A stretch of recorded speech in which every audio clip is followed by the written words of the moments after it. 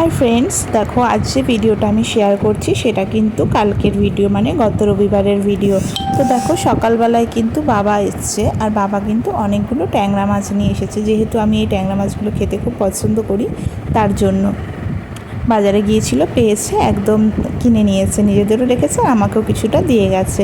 তো দেখো পুচকে আমি খাবো আর পুচকেটা খাবে না, তাই কি হয়, তার জন্য কয়েকটা মাছ কিন্তু সকালে ভাজা খাওয়ার জন্য ভেজে নিয়েছিলাম। তারপরে তো আমরা খেয়েছি ভাজার, 5টা মতো মাছ রেখে দিয়েছিলাম পুচকের জন্য একটু তরকারি করবো। তা ওকে তো আর 5টা দেবো না, ওকে হয়তো 1টা 2টো দেবো, আর বাকিটা বড়টাকে দেবো। তো ওর জন্য যেহেতু একটু তরকারি করবো, তার জন্য কিন্তু অনেক রকম সবজিও কেটে নিয়েছি।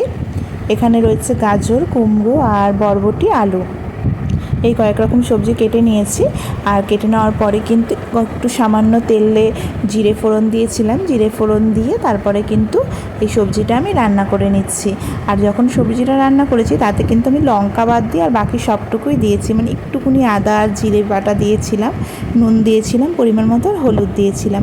দেওয়ার পরে কিন্তু যখন ভাজা ভাজা হয়ে গেছিলো তখন আমি জল দিয়ে নিয়েছিলাম, আর জল দেওয়ার পরে মাছগুলো দিয়ে দিয়েছিলাম। তো এই যে এই খাবারটা আমার পুচকে কিন্তু বেশ সুন্দর কালকে খেয়েছে।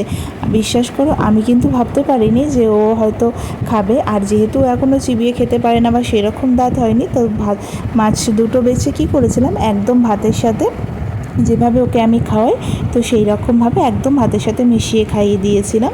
তো ও খুব ভালো খেয়েছে, আর ওর খাওয়াটা দেখে সত্যি মন থেকে আমি খুব খুশি হয়েছি। যেহেতু সব মায়েরাই চায়, তাই না, যে বাচ্চা একটু ভালো খাবে। তো অন্যান্য দিন তো খেতে চায় না, কিন্তু কালকের ভাত যতটুকু খেয়েছে মানে ও নষ্ট করেনি, মানে মোটামুটি ভাত দুটো খেয়েছে, আর সেটা দেখে সত্যি ভীষণ খুশি হয়েছি আমি। তো আজকের ভিডিওটা বন্ধুরা এখানেই শেষ করছি। টাটা, দেখা হবে আবার নেক্সট একটা ভিডিওতে।